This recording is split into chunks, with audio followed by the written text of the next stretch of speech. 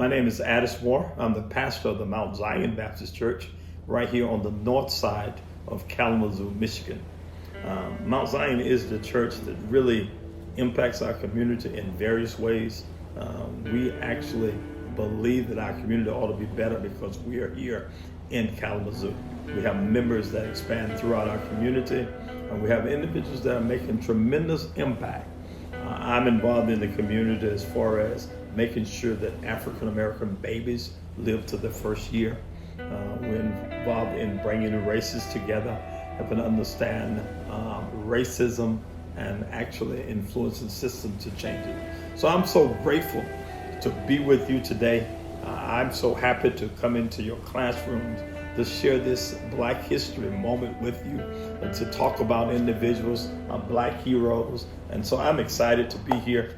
So thank you so very much for inviting me and receiving really this reading of my character today. A very exciting character. I'm sure you're going to learn. I'm sure you're going to be just as enthused as I am. My character, his name is Absalom Jones. Once again, Absalom Jones. And Absalom Jones, he was a minister and an activist. He was the first African-American priest in the Episcopal Church in the United States. Absalom Jones was born into slavery in 1746.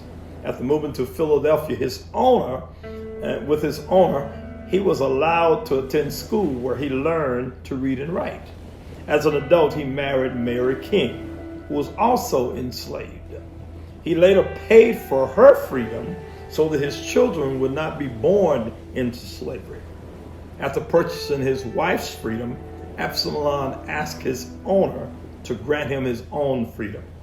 At first, his owner refused, but eventually agreed to free him. In 1780, in Pennsylvania, enslavement was abolished. In freedom, Absalom Jones became a minister of the St.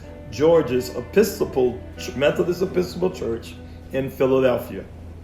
Through the church, though the church allowed people of all races to worship, it did not treat African American members equally. Absalom was disgusted with the church's discrimination. He joined forces with another preacher named Richard Allen, and the two of them founded the Free African Society, an organization that helped widows, children, people who were sick, and others who needed assistance. The society dedicated itself to helping and raising up the Black community. Absalom wanted to start a Black congregation that was separate from white control, but was also a part of the Episcopal Church. In 1794, he established the African Episcopal Church of St. Thomas, one of the first Black congregations in Philadelphia.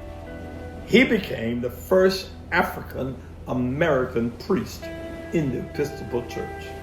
Absalom was a great speaker. He was known for his captivating speeches about Black freedom from the struggles of African Americans. He played a role in starting a tradition of anti-slavery speeches on New Year's Day. He continued to speak out against slavery until his death in 1818. Here's one of his speeches.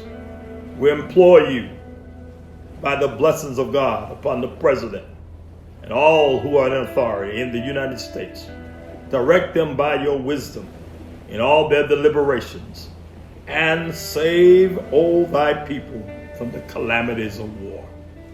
Thank you so very much for joining. This has been most encouraging to me. I'm excited once again to come into your classroom. Thank you for listening, and remember, Absalom Jones was a Black American that made tremendous impact. See you soon.